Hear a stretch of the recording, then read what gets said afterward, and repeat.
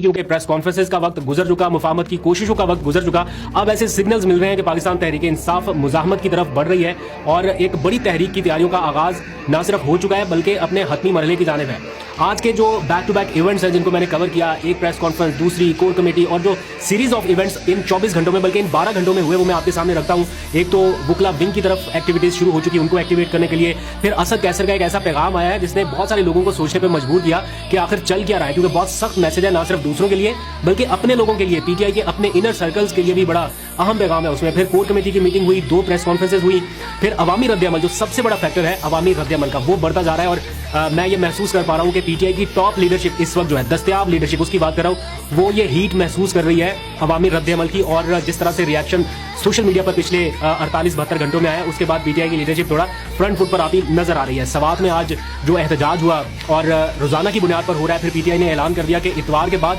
अब रोजाना मुल्क की एहतजाज होने जा रहा है। क्या कुछ ऑन द कार्ड है, सारी एक एक करके आपको डिटेल बता देता हूँ। सबसे पहले तो आज की अगर बात कर ले, स्टार्ट से लेकर एंड तक अभी तक क्या क्या कुछ हुआ। एक तो वुकला का एक पूरा विंग जो है वो एक्टिवेट कर दिया गया है ताकि वो अगर लॉयर्स मूवमेंट चलानी पड़ती है इन केस, जिसकी तरफ पीटीआई हिंट कर रही है, सिग्नल कर रही है, तो उसके लिए लॉयर्स को इंगेज करने का काम इस वक्त शुरू हो चुका है। कोई ये नहीं सोच रहा कि हामिद खान ग्रुप क्या सोच रहा है या दूसरा ग्रुप क्या सोच रहा है। जो पीटीआई के लॉयर्स हैं उनको ये टास्क दे दिया गया है कि आप लॉयर्स मूवमेंट के लिए फौरी से तैयारियां शुरू करें। अच्छा, दूसरा एक बहुत ही अहम पैगाम असद कैसर का है, वो मैं डिस्कस करके फिर आगे कोर कमेटी की मीटिंग्स और 15 नुकाती एजेंडे की तरफ जाऊंगा कि आज के दिन क्या 15 नुकाती एजेंडा तैयार हुआ और क्या मीडिया को बताया गया कि हम क्या करने वाले हैं, क्योंकि बड़े सख्त मैसेजेस दिए गए कि अब प्रेस कॉन्फ्रेंसेस का वक्त खत्म हो गया, अब हम ये स्टेप लेने जा रहे हैं। लेकिन असद कैसर का पैगाम इस सारे मामले में इसलिए भी अहम है क्योंकि उन्होंने अपने वीडियो पैगाम में अली अमीन गंडापुर को मुखातिब करते हुए कहा कि मैं अली अमीन गंडापुर से भी कहता हूं कि ये राब्ते सारे छोड़ दे, ये गवर्नमेंट के साथ जो आप राब्ते कर रहे हैं ये मुनक़ता करें। ये बहुत बड़ा स्टेटमेंट है क्योंकि अली अमीन गंडापुर ही वाहिद इस वक्त ब्रिज बने हुए थे जिसके बाद हम कह रहे थे कि बड़े लंबे अरसे के बाद पीटीआई और गवर्नमेंट के दरमियान राब्ते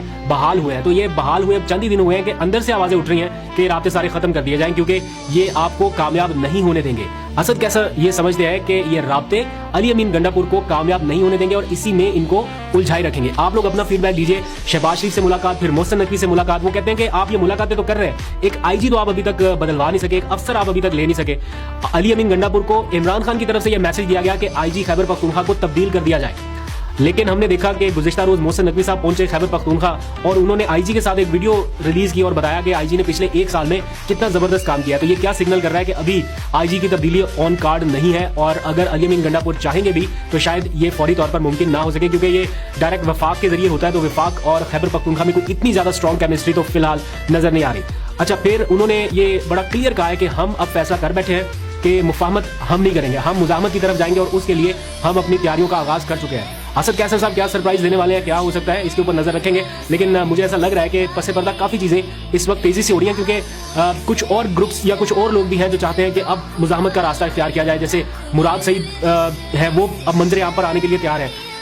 उनके लिए रोजाना एहतजाज हो रहे हैं। सवात में आज एहतजाज हुआ एक बार फिर से और अवाम रोजाना की बुनियाद पर इमरान खान और उनके लिए एहतजाज कर रही है और मुख्तलिफ डिस्ट्रिक्ट की तरफ ये सारा कुछ हो रहा है। फिर अगर आ जाए, आज पाकिस्तान तहरीक इंसाफ की 2 प्रेस कॉन्फ्रेंस हुई। कभी कभी ऐसा होता है कि एक आध भी नहीं करते और बड़े बड़े इशू के ऊपर खामोशी रहती है, लेकिन जब से सोशल मीडिया टीम ने जरा स्क्रू टाइट किया है, सोशल मीडिया के ऊपर लीडरशिप को जरा तनकीद का निशाना बनाया गया, उसके बाद हमने देखा कि थोड़ी भागदौड़, थोड़ी हलचल नजर आई है। अगर आपने देखा हो कि ये टिकट का मामला, अफजल डांडा के टिकट का मामला आया सोशल मीडिया के ऊपर, जिसने पार्टी को छोड़ दिया, जिसने रजीम चेंज के मुश्किल टाइम पे इमरान खान का साथ नहीं दिया, वापस उसको अगर टिकट देने लगे थे तो पार्टी ने कैसा शोर मचाया, इतना शोर मचा कि सबको सफाइयां देनी पड़गी कि भाई ये हमारा डिसीजन नहीं है, ये इमरान खान साहब का रिटन डिसीजन है। लेकिन फिर भी लोगों ने नहीं माना, उन्होंने कहा जिसका भी डिसीजन है इसको रिवर्स होना है और फिर वो रिवर्स हुआ। और एक बहुत ही दिलचस्प बात हुई है, पता नहीं आपने नोटिस किया या नहीं की, हमाद अजहर ने सेक्रेटरी जनरल उमर अयूब का वो WhatsApp message as it is दिखा दिया जिसके नीचे लाइंस में ये लिखा हुआ था कि ये इमरान खान साहब का डिसीजन है,